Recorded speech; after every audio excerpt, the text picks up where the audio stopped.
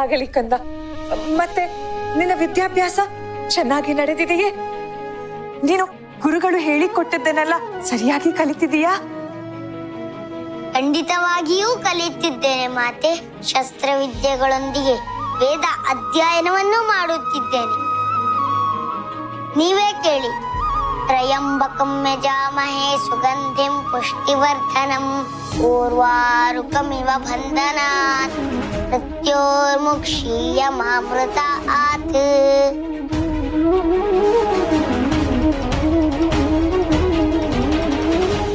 ಭಲೆ ಕುಮಾರ, ಭಲೆ. ಸರಿಯಾಗಿಯೇ ವಿದ್ಯಾರ್ಜನೆಯನ್ನು ಮಾಡಿರುವಂತಿದೆ.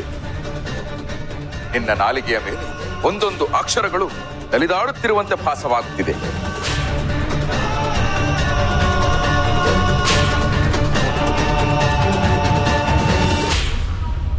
ಆದರೆ ಈಗ ನಿನ್ನ ಪ್ರೌಢಿಮೆಯನ್ನು ಪರಾಮರ್ಶಿಸಲು ಇದು ಸರಿಯಾದ ಸಮಯವಲ್ಲ.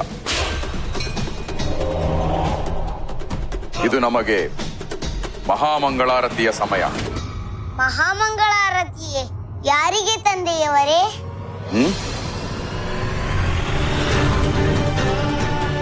ಸರಿಯಾದ ಸಮಯಕ್ಕೆ ಬಂದಿರುವೆ. ಮಂಗಳಾರತಿಯನ್ನು ನೀನು ನೋಡುವೆಯಂತೆ. ಆಗ ನಿನಗೆ ತಿಳಿಯುತ್ತದೆ ಯಾರಿಗೆ ಮಂಗಳಾರತಿ ಎಂದು. ದೇವತೆಗಳೇ,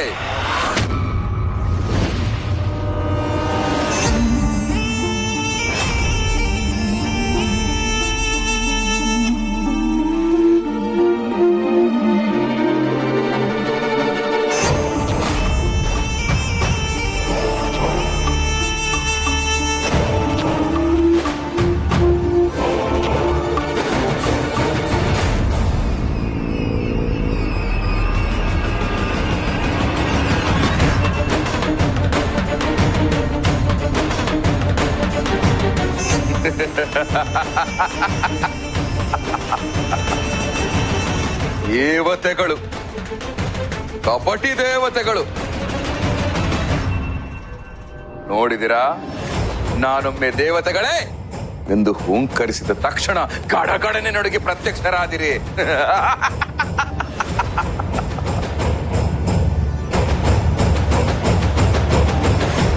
ಹೇಗೆ ಅಶಕ್ತರಾಗಿ, ಅಸಮರ್ಥರಾಗಿ, ನಿರ್ವೀರ್ಯರಾಗಿ, ನಪುಂಸಕರಾಗಿ ತಲೆ ತಗ್ಗಿಸಿ ನಿಂತಿರುವಿರಿ ನೋಡಿ. ದಾನವರಿಗೆ ನೋವು ದುಃಖಗಳನ್ನು ನೀಡಿ ಮನರಂಜನೆ ಪಡೆದುಕೊಳ್ಳುತ್ತಿದ್ದ ನಿಮಗೆ ನಾನು ಸರಿಯಾದ ಶಿಕ್ಷೆಯನ್ನೇ ಕೊಡುತ್ತೇನೆ.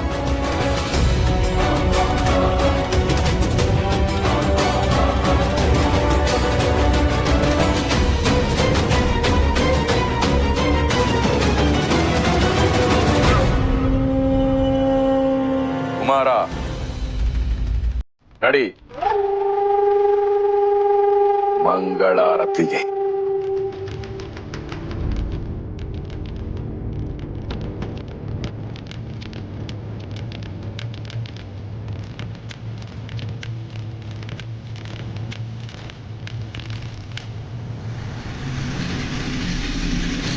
ಹಿರಣ್ಯಕಶಿಪು ದೇವನಿಗೆ, ಹಿರಣ್ಯಕಶಿಪು ದೇವನಿಗೆ, ಹಿರಣ್ಯಕಶಿಪು ದೇವನಿಗೆ, ಹಿರಣ್ಯಕಶಿಪು ದೇವನಿಗೆ, ಹಿರಣ್ಯಕಶಿಪು ದೇವನಿಗೆ, ಹಿರಣ್ಯಕಶಿಪು ದೇವನಿಗೆ, ಹಿರಣ್ಯಕಶಿಪು ದೇವನಿಗೆ, ಹಿರಣ್ಯಕಶಿಪು ದೇವನಿಗೆ, ಹಿರಣ್ಯಕಶಿಪು ದೇವನಿಗೆ, ಹಿರಣ್ಯಕಶಿಪು ದೇವನಿಗೆ, ಹಿರಣ್ಯಕಶಿಪು ದೇವನಿಗೆ, ಹಿರಣ್ಯಕಶಿಪು ದೇವನಿಗೆ, ಹಿರಣ್ಯಕಶಿಪು ದೇವನಿಗೆ, ಹಿರಣ್ಯಕಶಿಪು ದೇವನಿಗೆ, ಹಿರಣ್ಯಕಶಿಪು ದೇವನಿಗೆ.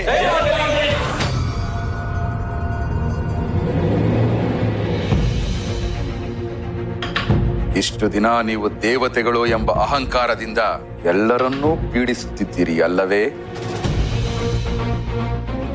ಈಗ ನೋಡಿ, ಕೇವಲ ನರ ಜಂತುಗಳಂತೆ ನನ್ನ ಮುಂದೆಯೇ ತಲೆ ತಗ್ಗಿಸಿ ನಿಂತಿದ್ದೀರಿ.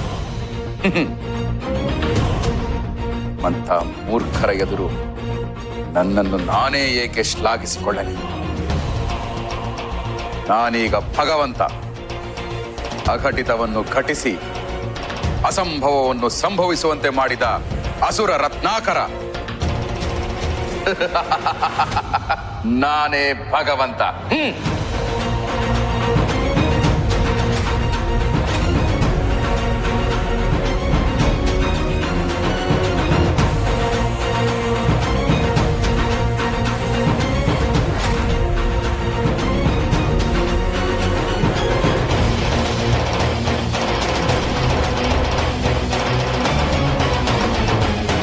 ನಿಲ್ಲಿಸು ಗುರುವರ್ಯ.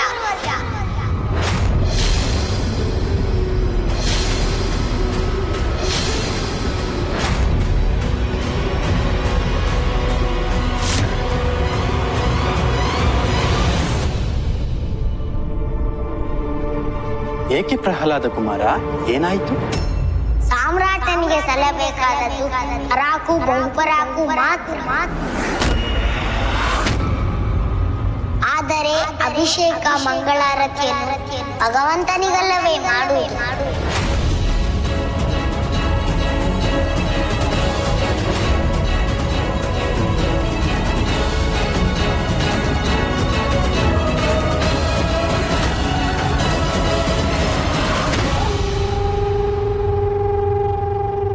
ಸರಿಯಾಗಿಯೇ ಹೇಳಿದ್ದೀಯಾ ಕುಮಾರ. ಅಭಿಷೇಕ ಮಂಗಳಾರತಿಗಳನ್ನು ಮಾಡುವುದು ಭಗವಂತನಿಗೆ ಮಾತ್ರ. ಆದರೆ ಈಗ ನಾನೇ ಭಗವಂತ. ಅದಕ್ಕಾಗಿಯೇ ನನಗೆ ಮಂಗಳಾರತಿಯನ್ನು ಮಾಡುತ್ತಿದ್ದಾರೆ.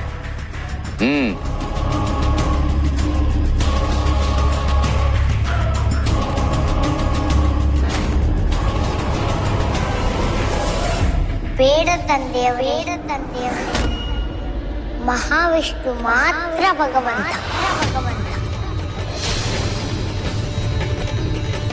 ಅವನೊಬ್ಬನೇ ಸರ್ವೋತ್ತಮನು.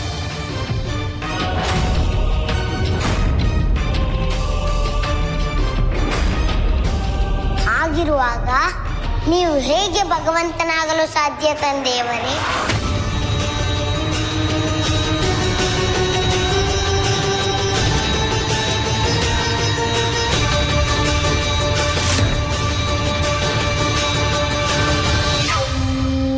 ಏನು ಎಲ್ಲರೂ ಹಾಗೆ ನೋಡುತ್ತಿದ್ದೀರಿ? ಈಗ ಏನು ಮಾಡಬೇಕು ದೇವ? ಪ್ರಹ್ಲಾದ ಕುಮಾರರ ಮಾತು ಕೇಳಿದಿರಾ?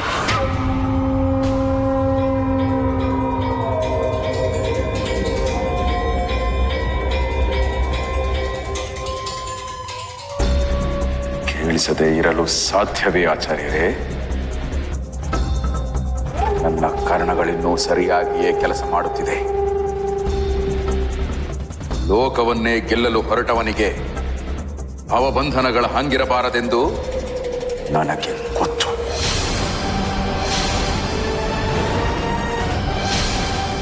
ನನ್ನ ಮಗನ ಅಧಿಕ ಪ್ರಸಂಗವನ್ನು ಹೇಗೆ ಸರಿ ಮಾಡಬೇಕೆಂದು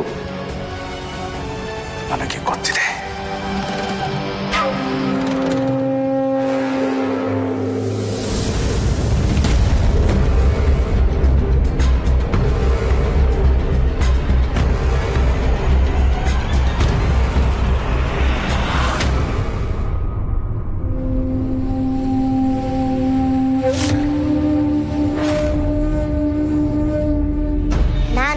ಸತ್ಯವನ್ನೇನೂ ನುಡಿಲಿಲ್ಲ.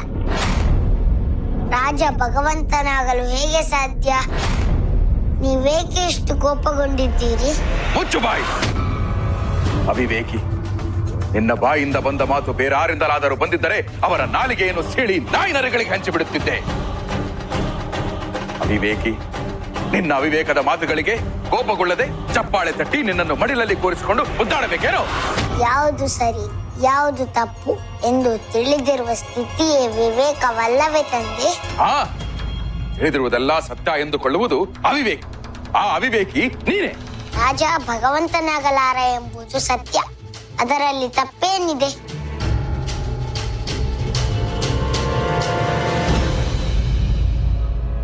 ಸರಿ, ನಿನಗೆ ಗೊತ್ತಿರುವ ಹಾಗೆ ದೇವರಿಗೆ ಮೃತ್ಯುವಿಲ್ಲ ಅಲ್ಲವೇ? ಯಾರು ದೇವರನ್ನು ಕೊಲ್ಲಲು ಸಾಧ್ಯವಿಲ್ಲ ಅಲ್ಲವೇ? ಹೌದು ತಂದೆ. ನಿರಾಕಾರನು ಸರ್ವಾಂತರ್ಯಾಮಿಯೂ ಆದ ಭಗವಂತನನ್ನು ಇಲ್ಲವಾಗಿಸುವುದು ಅಸಾಧ್ಯ.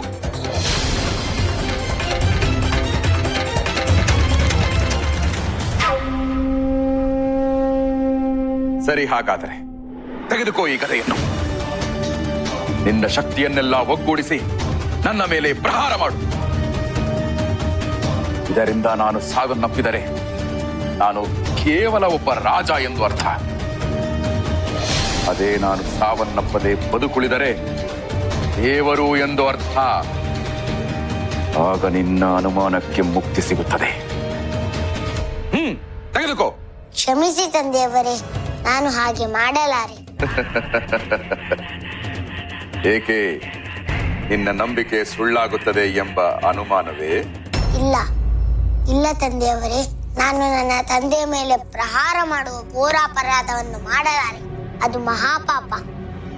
ನನ್ನ ಗುರುಗಳಾದ ನಾರದರು ಈ ರೀತಿಯ ಸಂಸ್ಕಾರವನ್ನು ಹೇಳಿಕೊಟ್ಟಿಲ್ಲ.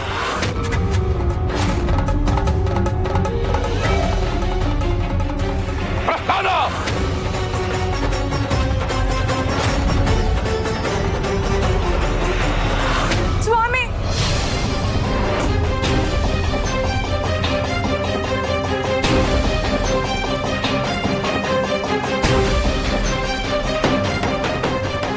ಸ್ವಾಮಿ ಶಾಂತರಾಗಿ, ಸ್ವಾಮಿ ಶಾಂತರಾಗಿ.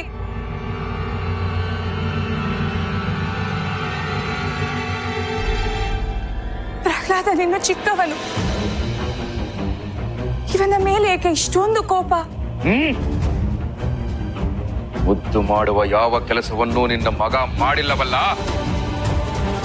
ಅದಕ್ಕೆ ನಾನು ಭಗವಂತನಲ್ಲ, ಕೇವಲ ರಾಜ ಎಂದು ನನ್ನೊಡನೆ ವಾದ ಮಾಡುತ್ತಿದ್ದಾನೆ. ಅದಕ್ಕೆ ತಾಳ್ಮೆಯಿಂದಿರಿ ಸ್ವಾಮಿ. ಅವನು ದೇವರ್ಷಿ ನಾರದರ ಆಶ್ರಮದಲ್ಲಿ ಬಹಳ ಸಮಯ ಕಳೆದಿದ್ದರಿಂದ ಹೀಗೆ ಮಾತನಾಡುತ್ತಿದ್ದಾನೆ ಅಷ್ಟೇ. ಭಯದು, ನನಗೆ ಕಾರಣಗಳು ಬೇಕಿಲ್ಲ. ವಿಷ್ಣುವೇ ಭಗವಂತನೆಂಬ ಭ್ರಮೆಯಲ್ಲಿ ಬದುಕುವುದು ನನಗಿಷ್ಟವಿಲ್ಲ. ಇಡೀ ಭೂಮಂಡಲವೇ ನನ್ನನ್ನೇ ಆರಾಧ್ಯ ದೈವ ಎಂದು ಶಿರವಾಗಿ ಪೂಜಿಸುತ್ತಿರುವಾಗ ನನ್ನಿಂದ ಸೃಷ್ಟಿಸಲ್ಪಟ್ಟ ಯಕಶ್ಚಿತ್ ಈ ತೃಣ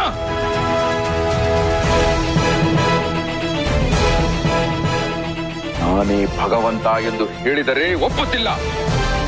ಭಯಾದು,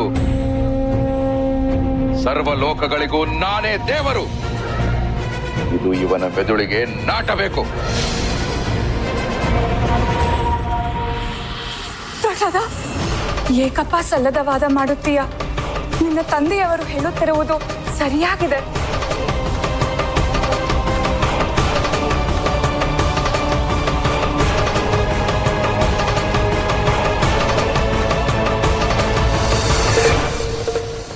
ಮಾತೆ, ನನ್ನ ತಂದೆ ಒಬ್ಬ ಶಕ್ತಿಶಾಲಿ ರಾಜನಷ್ಟೇ.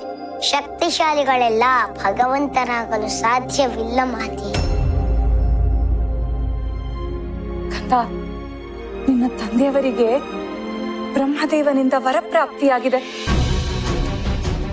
ಅವರೀಗ ಮೊದಲಿನಂತೆ ಸಾಮಾನ್ಯ ರಾಜರಲ್ಲ, ಕೇವಲ ಅಸುರ ಪ್ರಭುವಲ್ಲ, ಇಡೀ ಬ್ರಹ್ಮಾಂಡವನ್ನೇ ನಡುಗಿಸಬಲ್ಲ ಮೃತ್ಯುಂಜಯ. ಅವರು ಕೂಡ ಅಮರರು. ಅದನ್ನೇ ನಾನು ಹೇಳಿದ್ದು ಮಾತೆ.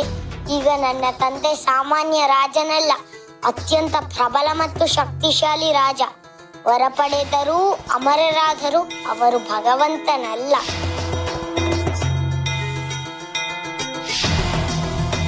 ಓಂ ನಮೋ ನಾರಾಯಣಾಯ ನಮಃ. ಓಂ ನಮೋ ನಾರಾಯಣಾಯ ನಮಃ. ಓಂ ನಮೋ ನಾರಾಯಣಾಯ ನಮಃ. ಓಂ ನಮೋ ನಾರಾಯಣಾಯ ನಮಃ. ಓಂ ನಮೋ ನಾರಾಯಣಾಯ ನಮಃ.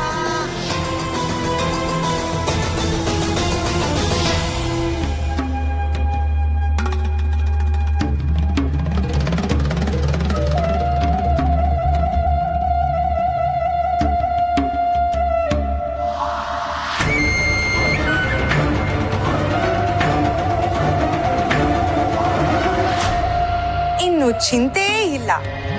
ಪ್ರಹ್ಲಾದನು ನನ್ನ ಸಹೋದರನ ವಿರುದ್ಧವಾಗಿ ನಡೆದುಕೊಳ್ಳುತ್ತಿರುವುದು ನಮಗೆ ಉಪಕಾರವನ್ನೇ ಮಾಡುತ್ತಿದೆ. ಏನು ಹೇಳುತ್ತಿರುವೆ ಸಿಮಿಕಾ? ನನಗೆ ನನ್ನ ಸಹೋದರನ ಕೋಪದ ಪರಿಚಯ ಚೆನ್ನಾಗಿಯೇ ಇದೆ. ಮುಂದೆಯೂ ಪ್ರಹ್ಲಾದ ಹೀಗೆ ನಡೆದುಕೊಂಡಲ್ಲಿ ಸಹೋದರ ಖಂಡಿತವಾಗಿಯೂ ಅವನನ್ನು ಸಹಿಸಿಕೊಳ್ಳುವುದಿಲ್ಲ. ಸಹಿಸಿಕೊಳ್ಳುವುದಿಲ್ಲ ಎಂದರೆ ಏನರ್ಥ ಸಿಂಹಿಕಾ? ಪ್ರಹ್ಲಾದ ಅವರ ಪುತ್ರನೇ ಅಲ್ಲವೇ? ಅಸಹನೀಯವಾದ ಯಾವುದನ್ನು ಹಿರಣ್ಯಕಶಿಪು ತನ್ನ ಹತ್ತಿರದಲ್ಲಿ ಉಳಿಸಿಕೊಳ್ಳುವುದಿಲ್ಲ. ತೃಣದಷ್ಟು ಲೆಕ್ಕಿಸದೆ ವಿರೋಧಿಗಳನ್ನು ಇಲ್ಲವಾಗಿಸುತ್ತಾನೆ. ಅದು ಯಾರೇ ಆಗಲಿ, ಸಂಬಂಧ ಏನೇ ಇರಲಿ. ಈಗ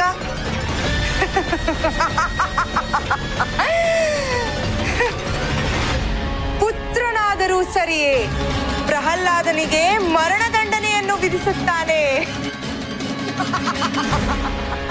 ಇದೇಕೆ ವಿಷ ತುಂಬಿದ ಮಾತುಗಳನ್ನಾಡುತ್ತಿರುವೆ?